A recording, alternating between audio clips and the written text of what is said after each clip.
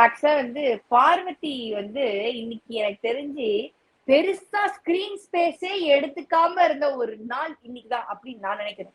Parvati screen base கம்மியா இருக்கும் போதே இந்த வீடு இப்படி இருக்கே, அப்ப பார்வதி நிஜமான பார்வதியா மாறி 2 முடியை இப்படி தூக்கி அடிச்சு வந்து நின்னா அப்ப என்னெல்லாம் நடக்கும் அப்படின்றதான் நான் யோசிச்சு பாக்குறேன். ஒண்ணும் இல்ல, இந்த டாஸ்கே முடிஞ்சு போச்சுப்பா, ஆளை விடுங்கன்னு சொல்லி ரேஞ்சுக்கு வந்துருச்சு இல்லையா அன்னைக்கு எபிசோட் எண்ட்ல கடைசியில. அப்போ அந்த ரேஞ்சுக்கு வந்திருக்குதுன்னா அப்போ அவ்வளோ தூரம் வரைக்கும் இருந்தது இதுக்கப்புறம் கண்டினியூ ஆகுமான்னு மட்டும் யோசிச்சு பார்த்துக்கணும். ஆகாது, ரொம்பலாம் கிடையாது. இது வந்து கஷ்டப்பட்டு இந்த விக்கல்ஸ் விக்ரம்ன்ற ஒரு பையன் அழுதானே, கண் கலங்கி கெஞ்சினானே அப்படின்றது ஒண்ணு. இன்னொரு பக்கம் 2 கேப்டன் மாறி 3வது கேப்டனுக்கு வருது அப்படிங்கிறது இன்னொன்னு.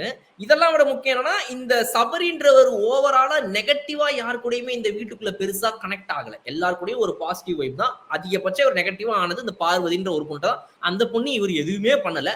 அந்த பொண்ணாவே இவரு தான் நம்மளுடைய எதிரின்னு நினைச்சுக்கிட்டனால விஜய் பார்வதி சபரி எதிர்த்தாங்களே தவிர, சபரிக்கு ஆக்சுவலா இதுல வந்து விஜய் பார்வதியோட பெரிய இதெல்லாம் ஒன்றும் கிடையாது. அவங்க வந்து ஆஃப் த இதுல போயிட்டு எப்பவுமே விஜய் பார்வதி, எஃப்ஜே, சபரி நல்லா பேசிக்கிறாங்க. அதனாலதான் நம்ம எப்பவும் பார்த்தோம்னா திரும்ப திரும்ப வரும்போது அவங்களுக்குள்ள ஒரு நல்ல பாண்டிங் இருக்கும். திரும்ப அடிச்சுக்கிற மாதிரி ஒரு டிராமா பண்ணுவாங்க. அது இருக்காது. ஸோ இது நாளை மீண்டும் பழைய மாதிரி பேக் டு ஃபார்ம். இவங்க இப்படித்தான் இருப்பானுங்க, இவங்க திருத்த முடியாதுன்றது என்னோட